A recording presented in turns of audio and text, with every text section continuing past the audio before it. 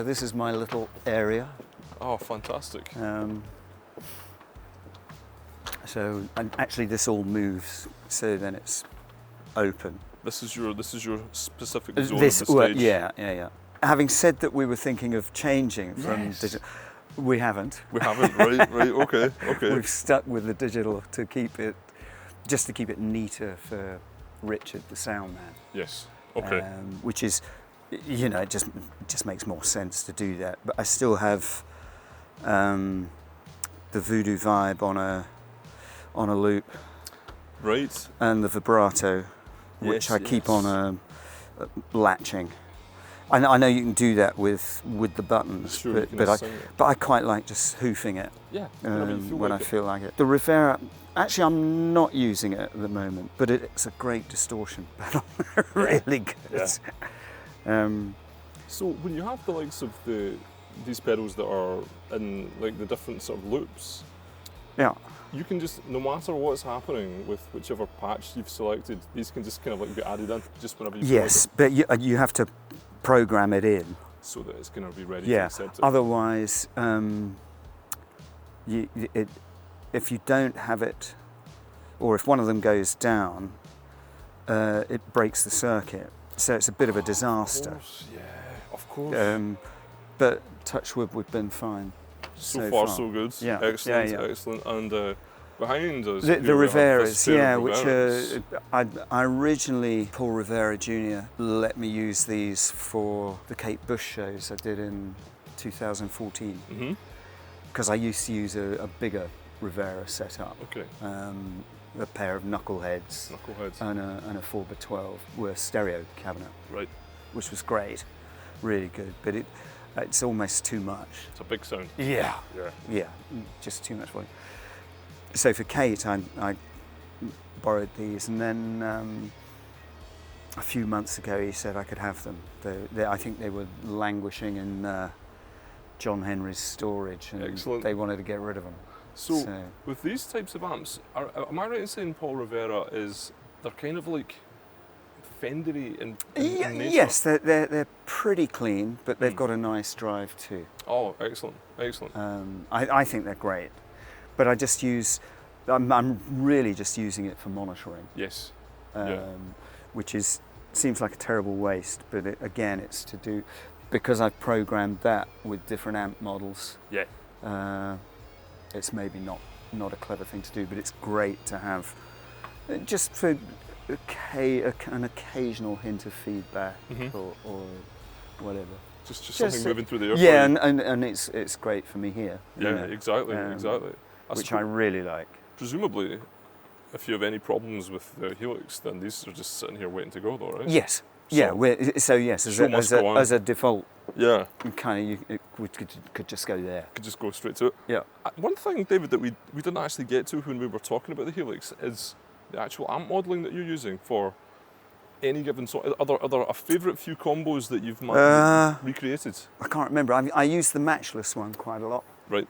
Because I used to have a pair of Matchless amps years ago, in the early 90s. So while you're doing that, is it kind of like a bank of patches for each song and you get your variations? Yes, so I have so it works on what they call snapshots. Are you? I'm very much a Line 6 person, yes. So that makes sense to you. Yeah, absolutely. So yes, there's a snapshot for each tune, and then I have 3 or 4 just on-offs within that. Yeah, it just breaks them down a little bit for you. Yeah. So, so I'm using the Who What there. I can't remember. So these are some of the new songs that are. Oh yeah. Released. Oh look, I am using that's the JC 120. Oh right, yes, the classic jazz chorus. Yeah. That's more. Who What? I don't know. What am I using there? That's the Matchless. So would you be more inclined to be the type of player who likes a good, clean tube amp with headroom and then you add a little bit of drive to it with pedals? Was that? Yeah. It's a totally I've feel, always been like that. Just using the amps. I've always been a heavy pedal user, and when I was completely analog, this was a mainstay, and then there was another Rivera unit that was kind of proper fuzz. Yeah. Yeah, I'm using quite a... Yeah. I didn't realise I was using so many different things. Cali rhythm, so that's what, kind of like a boogie sort of sound maybe, or a Yeah, Savannah. but it's I use that clean. Oh, cool. There's so many options. That you Oh can yeah, get with so Helix. it's a that's the matchless The matchstick. with what's that? I like whatever I use there. US Deluxe Yeah, vibrato. yeah. Oh, that's going to be a Fender then, right? Yeah. So I'm just going through it. I can't remember.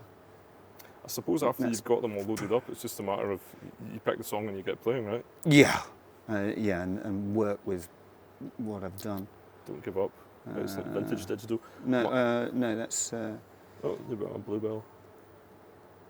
Oh, and that's clean. Yeah. So that's just the. Red Rain, which is a Red favourite Rain. of mine. I So we're wonder- going. So you would use the Cali Again, rhythm yeah, clean, yeah. or But I'm using some drive on it, tube drive. was that the song when we spoke last week? You said you used the Blades guitar for Red Rain. Is that Yes. right? Yes. Yeah, Excellent. which is Chris's. That's right. My tech has some Yeah, nicer instruments than I do. guitars. But, Yeah.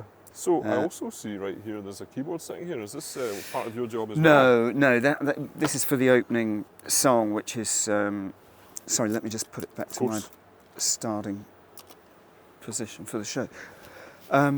No, we start the show here. Yes. Yeah, there's a little Yes. campfire. Oh, fantastic. So that's Don's keyboard. I see. Peter starts off washing of the water Right. with Tony, and then we come on. The whole band comes on halfway through, and we just do the last Oh, wow. chorus. Amazing. But I play a baritone acoustic for that. Yeah, we mentioned that as well. Was that a guild? Yeah, That's yeah. right. Okay. Nothing special. No. I bought it to do this. It's sure. Well, here it is on the world's biggest stage, so it's doing its job rather well, yeah. I'd say. Yeah, it's fine. Yeah, you've got a very streamlined setup, considering you have to cover quite a lot of ground as a Yeah. guitarist. Well, this is. I mean, I used to have a complex keyboard pedalboard that went. It was great, but a little bit temperamental. Just when you've got that much stuff, that many power supplies. Yeah.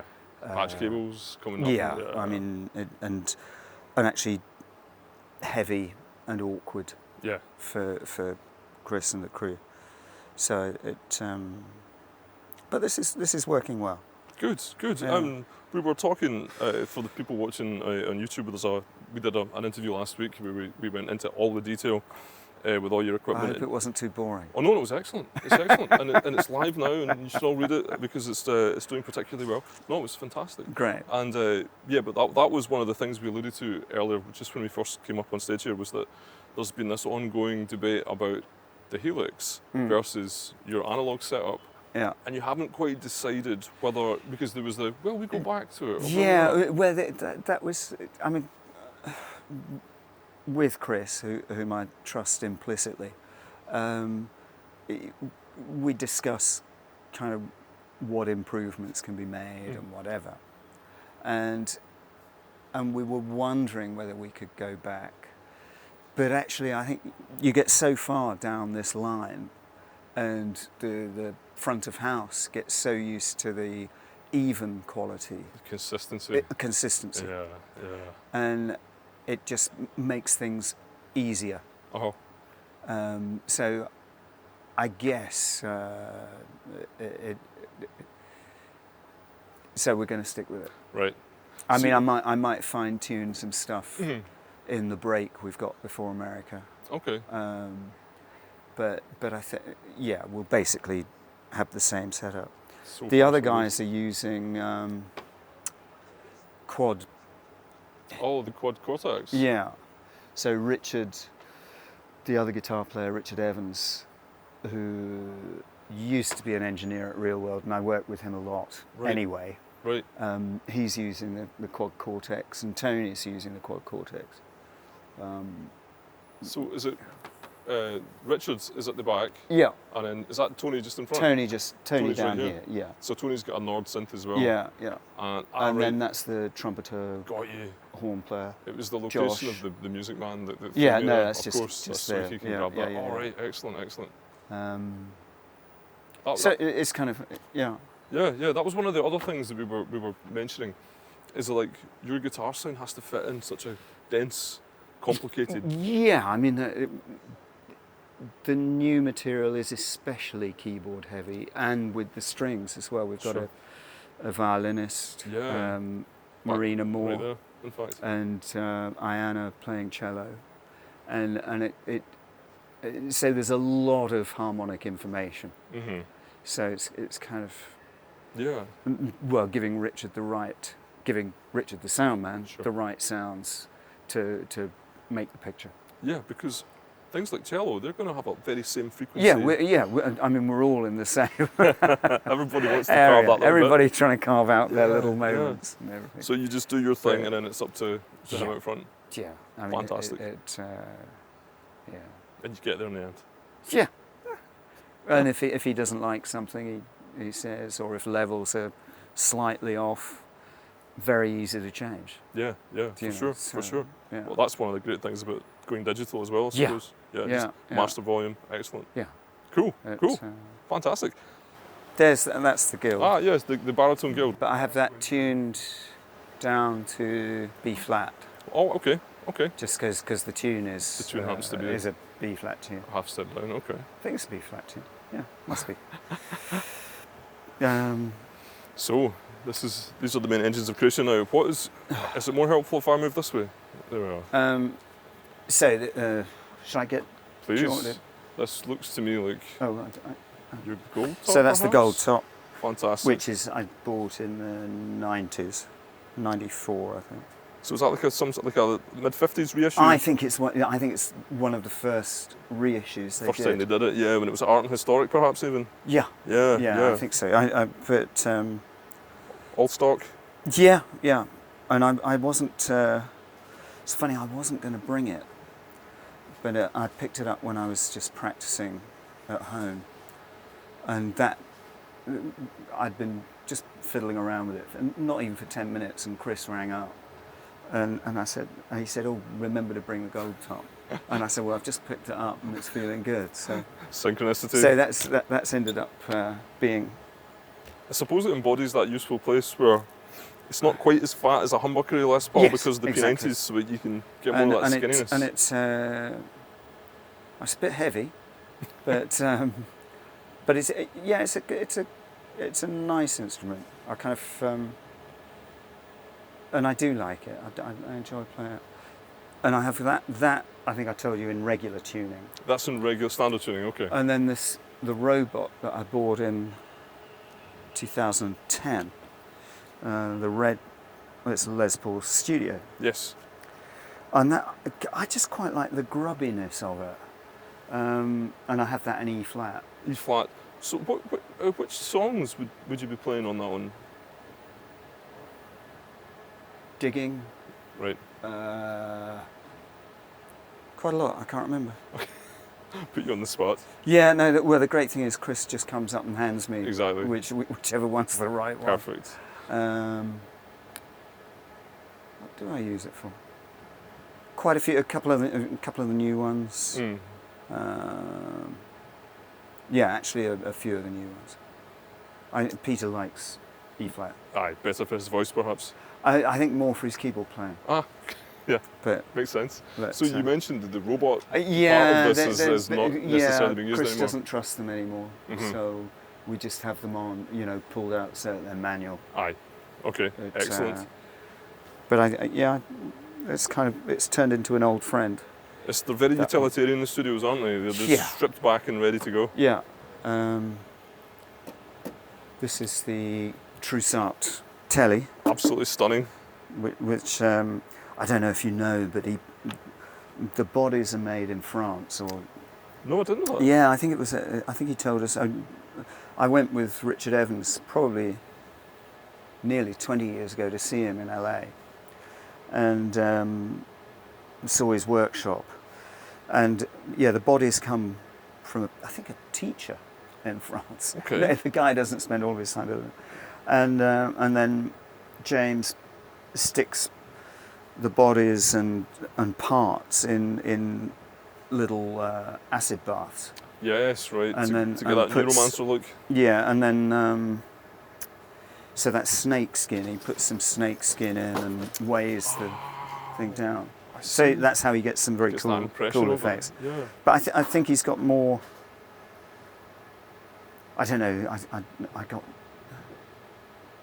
remember when I got this. 2004 maybe. Can't remember. But so that takes the jobs of the tele duties. Yeah, and I mean it's quite thin sounding, but it's very clear. You would hope that with the metal body, wouldn't you? Yeah, That it would give and a lovely neck. It's made of koa. Oh wow! Which is and it's actually a lovely profile. Fantastic. I don't know if it's meant to mimic. Sure. I'm not that into. I'm not too fan. They're tools. Exactly. They don't. Well, you still have some very nice tools, though. Yeah. Talking of which, I love this one. This little. Love this so much. Steinberger 12. I love it. Do you know what? I didn't even know that such a thing could be in a 12 string until I saw yours. Yeah. I've never seen the 6 strings. Could you angle that for the camera so we can see the bridge? Because you know how in the 6 strings they all have a little gear that just. Yes, they have a knurled thing. Yeah. This is. How does that work? This is actually an Allen key.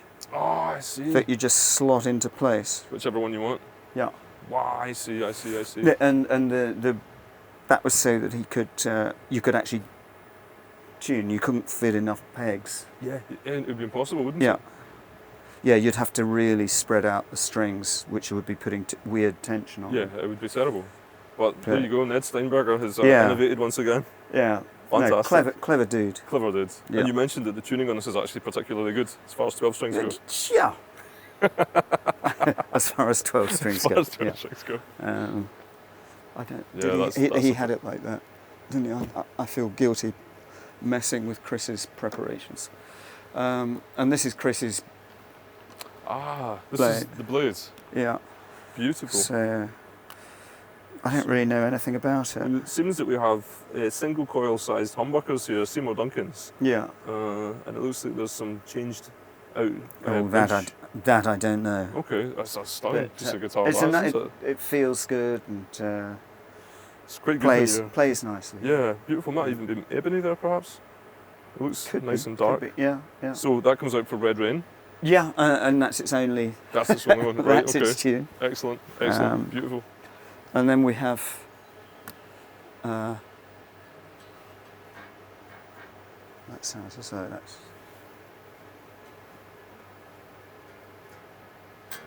Okay, so that's our standard tuning spare, and then this is a lovely instrument of Chris's again. Nice Gibson. Yes. And this is the E flat spare. Yes. But a Shrunken 335. Yeah, I don't know what number it is, but it's a lovely thing. Could be a 6 or a 9, and the difference would be whether it was solid or whether it's made with ply, the way that the 335s are. Yeah. But yeah, either way, they're pretty gorgeous. But it's a nice instrument. Yeah. And I used it when we were touring with Sting 7 years ago, around Brexit time. And we used to do a version of Set Them Free. Oh yeah. But we did a kind of slow speed version of it. Right. And I really enjoyed playing this during that. Got you. That was the perfect guitar for that tune. Yeah. Yeah. So, excellent. Yep. It's actually, it's not like it's a crazy selection of guitars. It seems they've all got a good reason for being there, you know? Oh no, I mean it's very much work. Yeah, you know? Utilitarian. Yeah, and just using what we felt was right for each tune. Perfect, fantastic. Well, David, I think you've showed us everything. We've been on stage, we've seen all the pedals, the amps, we've managed to get in here into the guitars, the den, the beautiful den. So, yeah, I mean, I think we have covered it all, and we're very lucky to be here. So, thank you very much for taking the time out. You're welcome. You're going to be on stage in less than 2 hours' time. So, with that, we'll say, to everybody, that watches at home, thank you very much for tuning in. The full interview with myself and David is already online, so please check that out. And Peter Gabriel's touring across probably the whole world this year. No, we've got 3 more shows to go in Europe, which is here, Glasgow, tomorrow Manchester, Dublin on Sunday, and then we do a US-Canada run in September, October. Ah, right, so you got a wee break and then back out Yeah, to the States. exactly. Fantastic. So, yeah. So we're all getting sick of each other. No, not true. Don't believe it for a second. Well, David, thank you very much for Thank you showing us everything. Thank you. You're Cheers, welcome. guys. You're welcome.